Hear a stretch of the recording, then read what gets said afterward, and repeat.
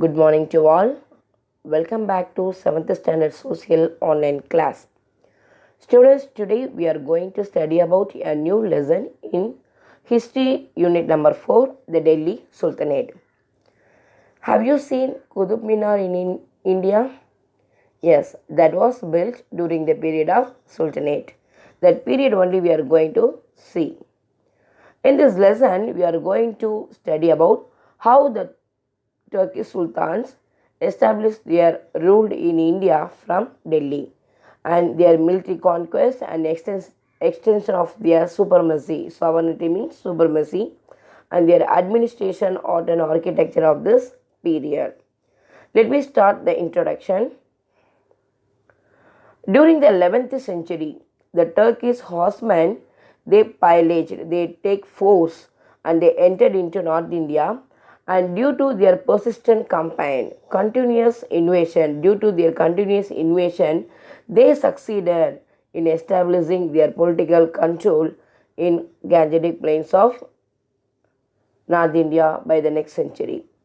Though the success of their conquest could be attributed to their audacity and ferocity, the Turkish horsemen, they were adamant in their aim, and also they were ferocity that means arrogant.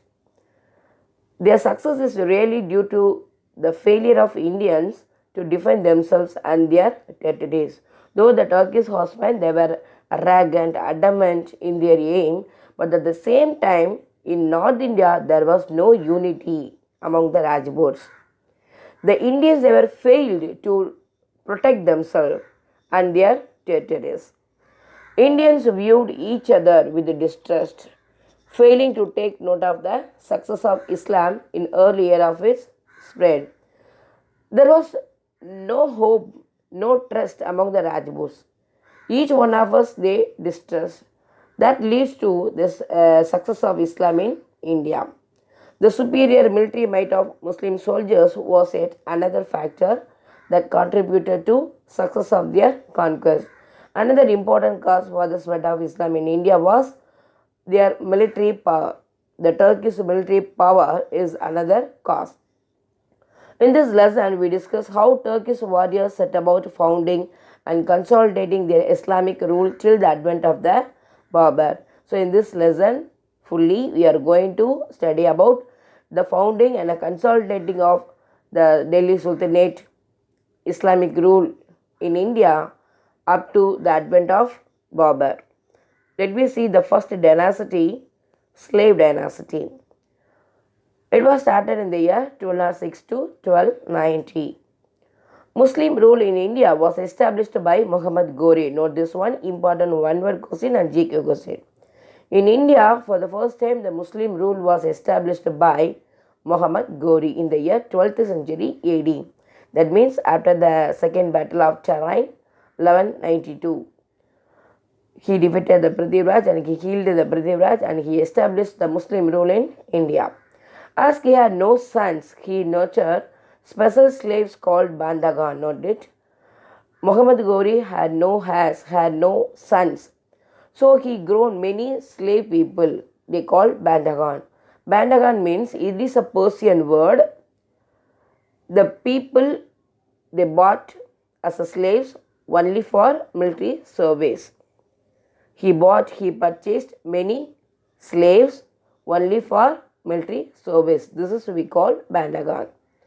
These slaves were posted as, they were promoted as governors, and they were later raised to the status of sultans. So these people, they were given the post of governor and later they were appointed as a sultan. Sultan means kings. After Ghori's death in 1206, note this one. After Ghori's death in 1206, one of his slaves, you underline the name, Qutbuddin Aybak. One of his slaves, Ghori's one of his slaves, Qutbuddin Aybak, who had been left behind by Muhammad Ghori to govern the territories he had conquered, proclaimed himself a ruler of the Turkish territory in India. So Ghori, he captured many places in India and he appointed Qutbuddin Aybak as a governor in India to look after the territory. He laid the foundation of the slave dynasty. because Qutbuddin Aibak was a slave of Muhammad Ghori. So this dynasty was called slave dynasty. This dynasty is also known by Mamluk dynasty. Note this one. Slave dynasty is otherwise called Mamluk dynasty. Mamluk is an Arabic word meaning slave. Note this. Mamluk is an Arabic word. It means slave. Qutbuddin Aibak was a slave of Muhammad Ghori. Qutbuddin Aibak, Shamsuddin Iltutmish and Ghiyasuddin Balban, they were three great sultans of this dynasty. In the slave dynasty, there were three people. They were Qutbuddin Aibak, Iltutmish, Shamsuddin Iltutmish and Ghiyasuddin Balban. They were the three great sultan kings of this dynasty. The slave dynasty, they ruled over the subcontinent for about 84 years. So vast period ruled by the slave dynasty by three sultans. First we will see the first slave, Qutbuddin Aibak. He started his career from 1206 to 1210. Qutbuddin Aibak began his rule by establishing Lahore as the capital of his kingdom. Note this one. Initially, they established Lahore as their capital. Later, he shifted his capital to Delhi. After that only, he shifted the capital from Lahore to Delhi. He was active all through his rule in Delhi, conquering new territories and suppressing the rebellion. So, during his period, there were so many local wars established by the Rajputs. He suppressed all the rebellion. Not only that, he also captured new territories. He personally led military campaigns to the central and western Indo-Gangetic plain, that is northern India. He left the conquest of eastern Gangetic plain, Bihar, Bengal to the care of Bakhtiyar Khalji. So he personally led the military invasion in the central India and western India, but he did not go to the eastern India because he handed over that process to Bakhtiyar Khilji. Bakhtiyar Khalji, he took over the East Gangetic Plain conquest. Aibak built the Gwadat ul Islam Masjid. Note it. Aibak, Qutbuddin Aibak, he built a big mosque in Delhi. It was called Gwadat ul Islam Masjid. This mosque is considered to be the oldest in India. Note this one. The India oldest mosque is Gwadat ul Islam Masjid. It was built by Qutbuddin Aibak. He also laid the foundation of Qutub Minar. Note this one. Important monument in India.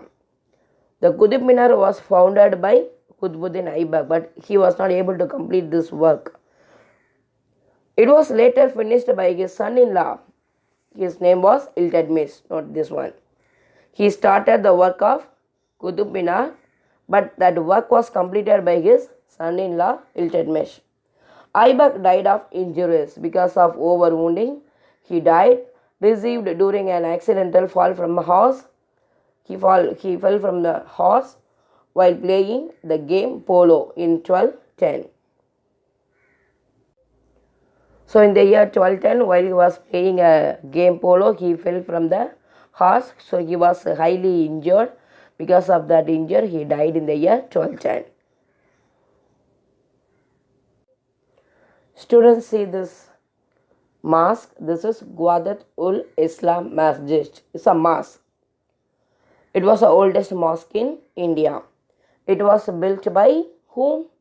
Yes, Qutbuddin Aibak. Next, we will see his son-in-law, Iltutmish. He started his rule from 1210 to 1236. Aibak's son, Aram Shah, proved incompetent, and so the Turkish nobles chose Iltutmish, the son-in-law of Aibak, as the Sultan. Qutbuddin Aibak's son name was Aram Shah. He was inefficient. He was weak. So the Turkish ministers, nobles means minister, they chose Aibak's son-in-law Iltutmish as the next Sultan, who served as a military commander of Aibak.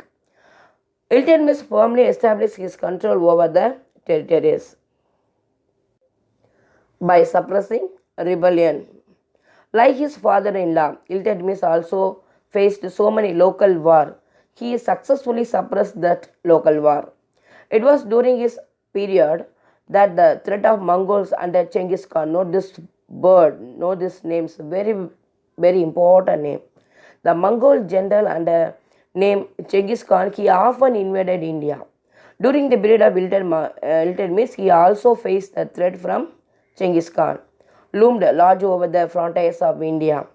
He averted the impending danger by refusing to provide shelter to Khwarizm Shah Jalaluddin, who had been driven out by Genghis Khan.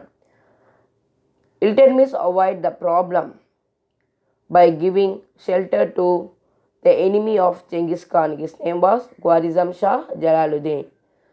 So by averting this one,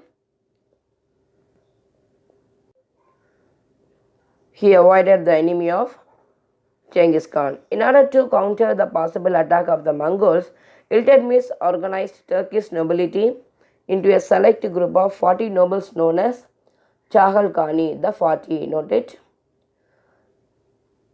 To meet the attack of Genghis Khan, Iltutmish, he organized a group of 40 nobles. The group consists of 40 ministers. That group was called Chahal Khani or the 40. Iltutmish granted Igdat means land, to the members of his army. So Igdat is a land granted to the army officials in lieu of a regular wage.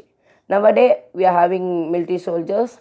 The military soldiers were given a regular salary, but on those days Iltutmish he grant land to the army people. The Igda holder is called Igdeda, note it. Those who hold the land, they were called as Igdeda or Mukti, who had provided Sultan with military assistance in times of war. The main work of Igdeda was, during the period of war, they had to provide military help. At the same time, the Igdeda collected revenue from his Igda. Igda means land, to meet the cost of maintaining his troops and horses. To meet the expenses of maintaining army, troops and horses, the Igdedar collected tax from the land, Igda. So this was their salary. Students, see this monument. This is Qutb Minar. It was started by Qutbuddin Aibak, but it was completed by Iltutmish. This is Qutb Minar, one of the important monuments in India. Iltutmish completed the construction of the Qutb Minar, which had been started by Aibak. Iltutmish died in the year April 1236 after ruling for 26 years. It's a vast year. Now we will see another important women ruler, Russia. She was the daughter of Iltutmish. She ruled India in the year 1236 to 1240 as the most capable son of Iltutmish. Runuddin Feroz, he was died. Iltutmish nominated his daughter Razia Sultana, know this one, she was the first women ruler in India, as his successor to the throne of Delhi. Razia was an able and brave fighter, but she had a tough time with the Turkish nobles as she favored non-Turkish nobles. Razia, she was a brave lady and brave ruler and a fighter, but she was not liked by his Turkish ministers because she supported non-Turkey ministers.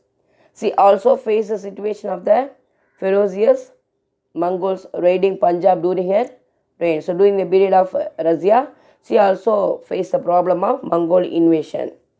Razia made an Ethiopian slave named Jalaluddin Yaqut as her personal attendant and started trusting him completely.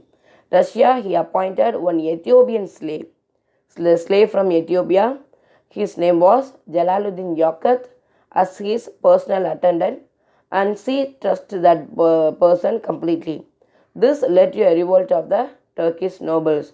This Jalaluddin Yaqut was not liked by these Turkish nobles. So the Turkish nobles began to hate Razia and they make conspiracy against her. They make some plan to kill Razia. and got her murdered in 1240. She was killed by these Turkish nobles in the year 1240. Students, we will conclude this lesson up to this. The remaining portion will be seen in the next class. Today I will give short answers. You copy in a classwork note and study well. Thank you.